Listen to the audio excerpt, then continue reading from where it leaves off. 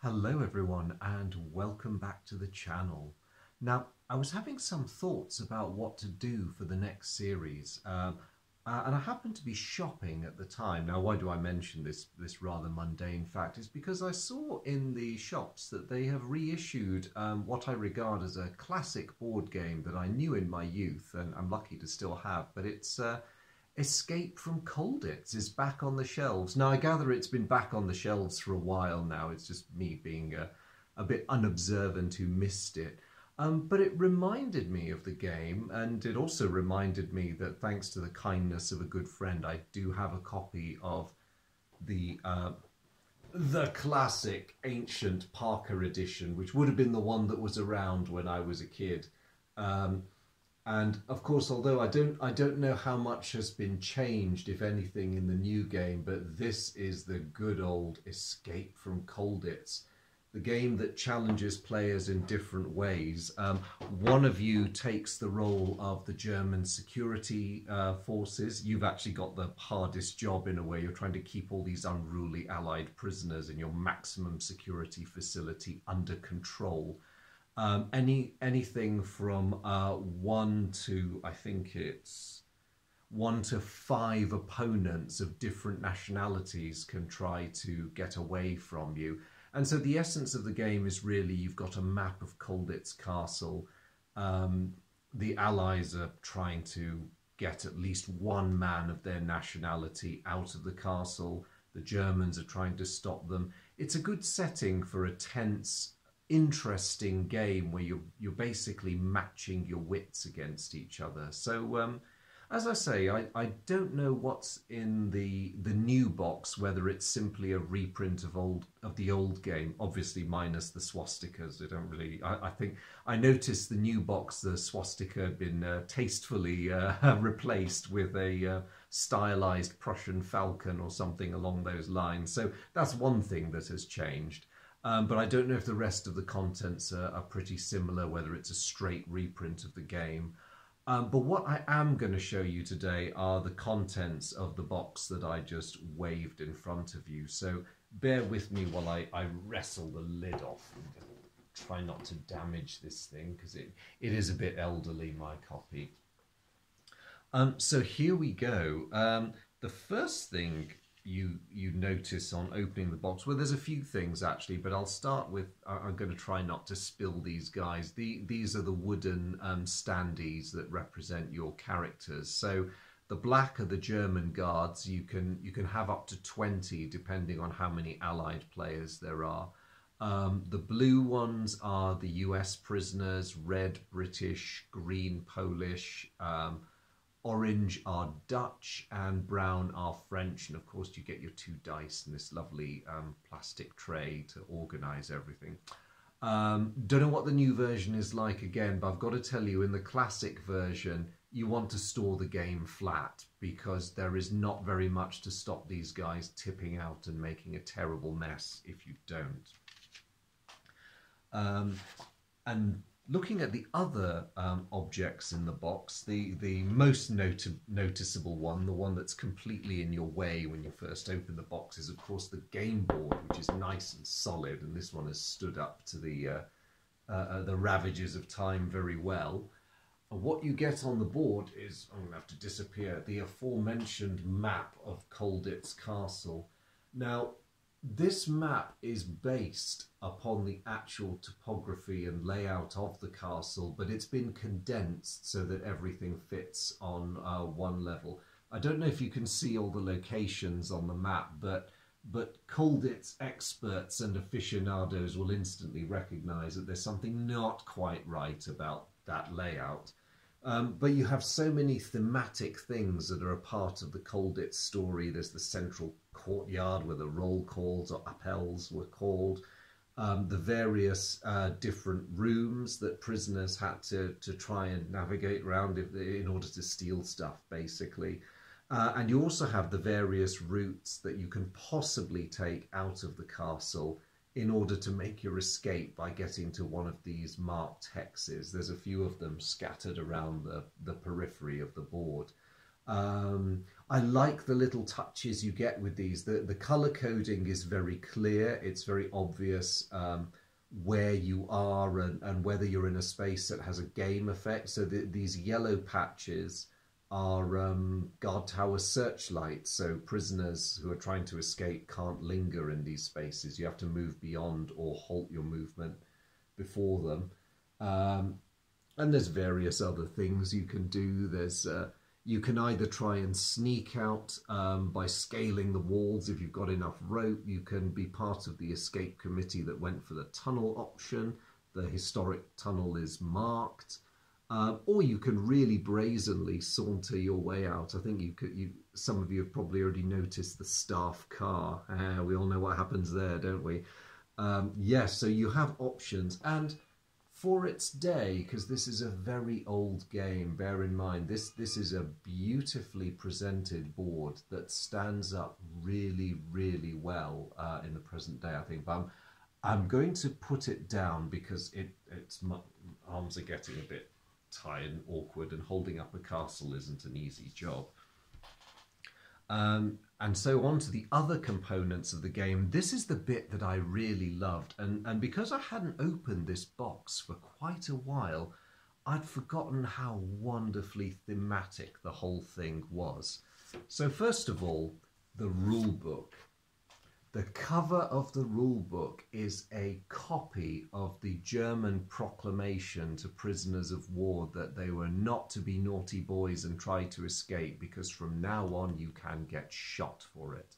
And I love the printed rationale, which basically they don't like the fact that England, or should be Great Britain, but everyone called it England at the time, the arch enemy has started fighting dirty with things like commando raids and you know, encouraging guerrilla activity. So in retaliation, the Germans were not going to put up with this sort of nonsense anymore. Essentially, if you can't be bothered to read the text, it boils down to prisoners will be shot.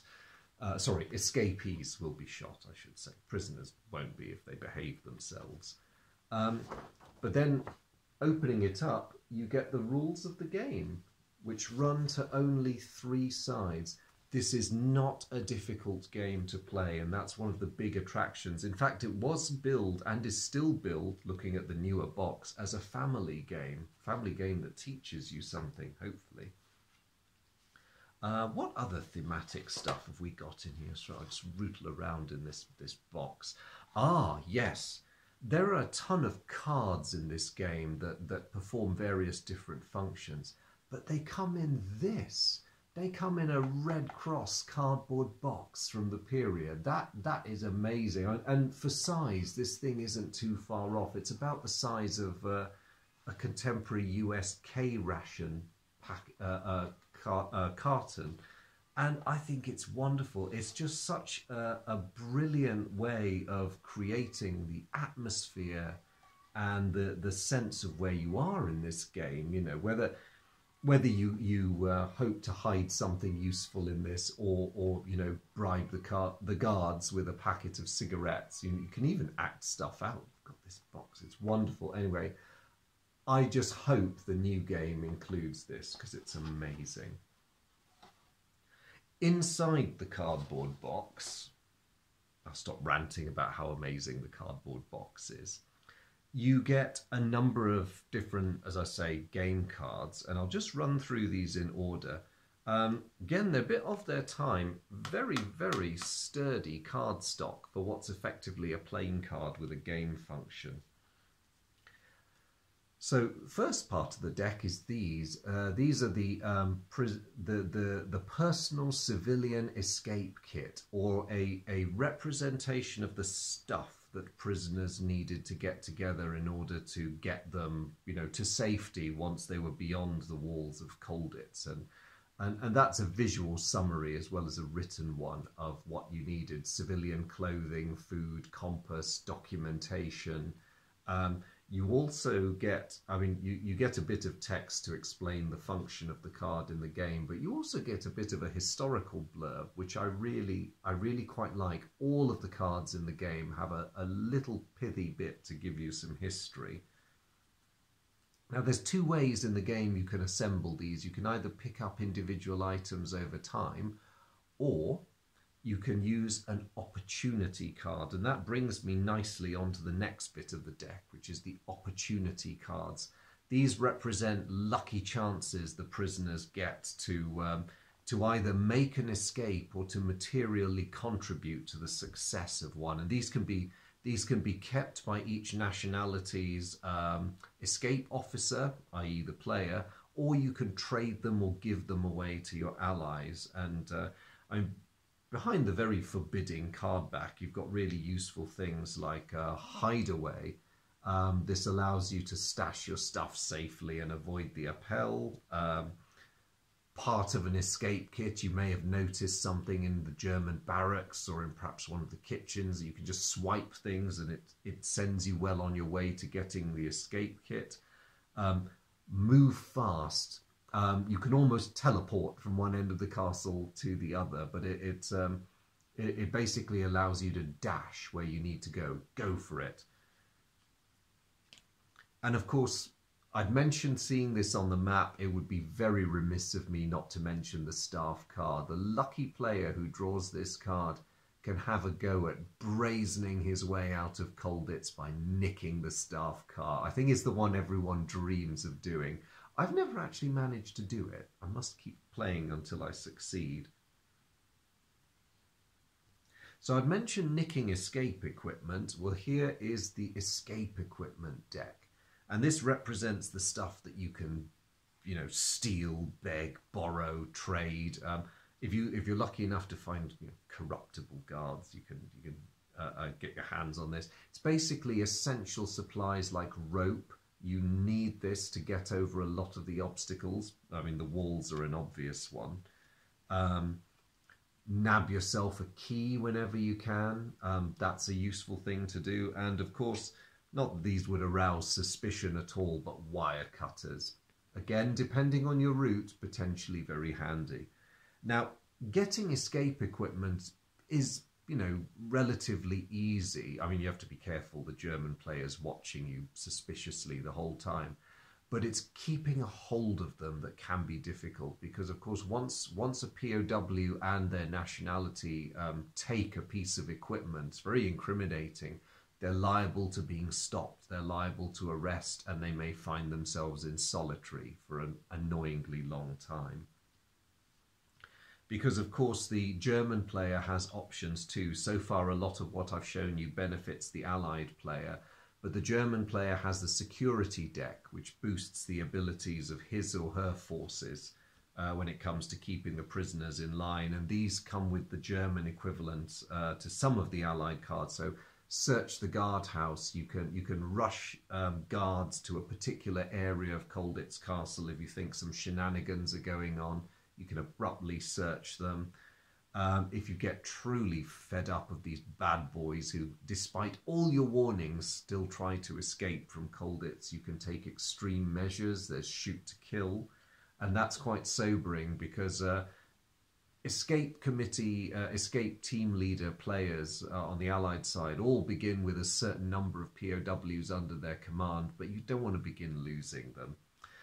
Or you can, as the German, go down the good old-fashioned route of simply calling a roll call if you think something's going on. It's a great way of forcing the Allied prisoners to bunch up in the centre of the castle where they can't do anything naughty. And it also gives you an opportunity to search their rooms for stuff they shouldn't have, or anyone who's hiding and dodging the roll call. Very, very suspicious. There's also a handy legend of the different terrain bits, just as a handy reminder to players who don't want to flip back to the incredibly short rules. And there's a bit of extra information there that might help resolve ambiguous scenarios, because let's face it, those do happen in most games. There may be a query about rules and movement, that deals with that.